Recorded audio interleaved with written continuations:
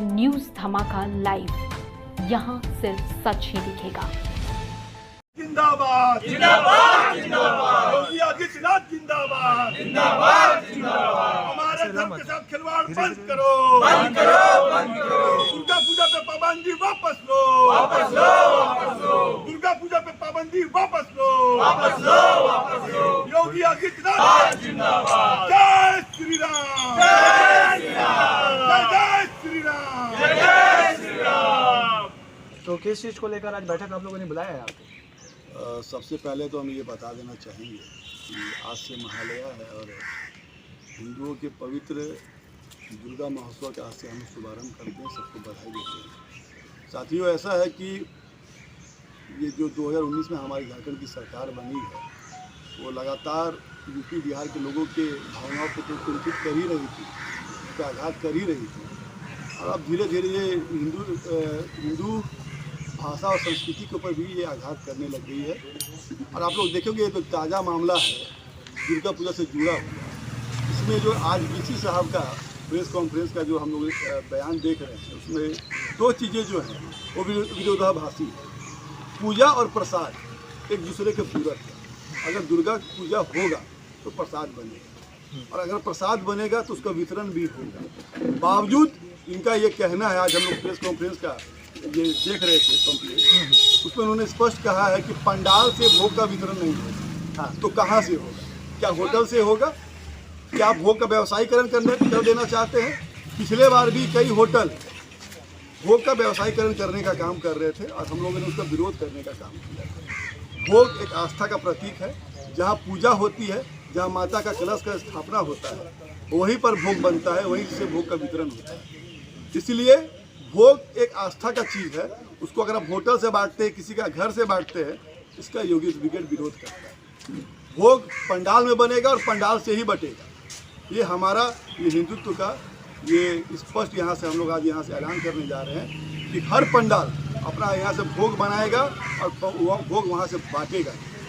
दूसरा चीज़ है कि इनका एक तुगलकी फरमान आया है कि संध्या में जो हम लोग माता का आरती करते हैं उसमें रिकॉर्डेड भजन नहीं बजेगा। अरे क्यों नहीं बजेगा? हम किसी धर्म के विरोध नहीं, मेरी बातों का किसी धर्म के विरोध नहीं लिया जाए, मगर मैं बताना चाहता हूँ कि जब मस्जिद से लाउड स्पीकर लगा के 5 बार अजान पढ़ा जा सकता है, किसी को आपत्ति नहीं है। हम लोग कोई आज तक आपत्ति दर्ज नहीं कराए, चाहे हिंदू सौ समिति हो, चाहे विश्व हिंदू परिषद हो या यूथ ब्रिगेड हो, किसी ने आज तक आपत्ति दर्ज नहीं कराई कि 5 बार अजान पढ़ा जाता है लाउड स्पीकर लगा के। किसी को कोई आपत्ति नहीं है। तो फिर किसको आपत्ति है कि लाउड स्पीकर लगा के अगर भजन होता है हम लोग का, तो 4 दिन की ही ना बात है। आप लोग सालों भर करते हैं, हमको कोई परहेज नहीं है। भारत धर्मनिरपेक्ष देश है, सबको अपने धर्म की स्वतंत्रता आज़ादी है, सबको अपना धर्म को लेकर काम करने की पूरी स्वतंत्रता है। तो जब अजान वालों को दिक्कत नहीं है तो भजन वालों को क्यों दिक्कत हो रहा है? योगी ब्रिगेड इस पाबंदी को भी हटाने की मांग करती है। ये जो दो बातें हैं कि पंडाल से भोग नहीं बनेगा और बटेगा, ये होना चाहिए। और दूसरा कि भजन संध्या पे रिकॉर्डेड भजन भी लाउड स्पीकर से बजना चाहिए, क्योंकि ये दोनों चीज़ पूजा से जुड़ी हुई चीज़ें हैं, ये हमारे आस्था से जुड़ी हुई चीज़ है। अगर इसके साथ कोई छेड़छाड़ होगा तो योगी ब्रिगेड चुप नहीं बैठेगी, इसका कड़ा विरोध करेगी। उन्होंने साफ स्तर पर ये कह दिया है कि रिकॉर्डेड अगर कोई गाना बजाता है, भजन बजाता है, तो उस पर वो प्रशासनिक कार्रवाई करेंगे। और जहाँ तक भोग की बात है, कल मैं भी था कॉन्फ्रेंस में, तो वहाँ पर उन्होंने कहा था कि भोग आप बनाइए, भोग से कोई आपत्ति नहीं है, लेकिन भोग घर घर आपको जाकर देना होगा। आप पंडाल से नहीं दे सकते हैं। नहीं, क्यों नहीं दे सकते? हम भोग किस उपलक्ष्य में बांट रहे हैं, ये भी लोगों को जानकारी होना चाहिए। हम पटाखे दिवाली में ही क्यों फोड़ते हैं? हम होली में क्यों नहीं फोड़ते हैं पटाखा? लोग को पता है कि दिवाली में पटाखा फोड़ा जाता है, लोग को पता है कि होली में अबीर लगाया जाता है। उसके पीछे का कारण है, हर चीज़ के पीछे कारण होता है, और वो कारण है कि दुर्गा पूजा हम लोग, क्योंकि दुर्गा पूजा है इसलिए हम लोग भोग बनाते हैं और भोग बांटते हैं। ऐसे सालों भर अपने घर में लोग खीर और खिचड़ी खाते हैं, उससे किसी को कोई दिक्कत नहीं है। लेकिन चूंकि दुर्गा पूजा मेरे आस्था का प्रतीक है, हम उसमें भोग बनाते हैं और भोग बांटते हैं, तो घर से क्यों बनेगा, होटल से क्यों बनेगा? इसका योगी ब्रिगेड विरोध करता है। ये अभी हाल ही में कर्मा पूजा खत्म हुआ है और वहाँ पे हमारे जो राज्य के मुख्यमंत्री हैं हेमंत सोरेन जी, वो खुद बिना मास्क के भीड़ भाड़ में खड़े हो जाते हैं और वहाँ पर नृत्य करते हैं, उत्सव मनाते हैं। तो वहाँ पर कर्मा पूजा में दिक्कत है, तो दुर्गा पूजा में क्या दिक्कत है भीड़ में?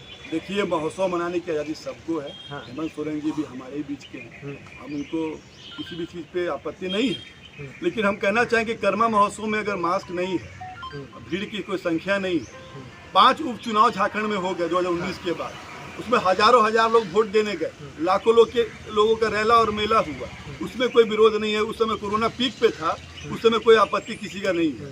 तो हमारा जब पर्व त्यौहार चालू होता है, जब दुर्गा पूजा, दीपावली और छठ की बारी आती है, तो फिर पाबंदियाँ लग जाती है। ये कहीं ना कहीं तुष्टिकरण करने का काम ये सरकार कर रही है।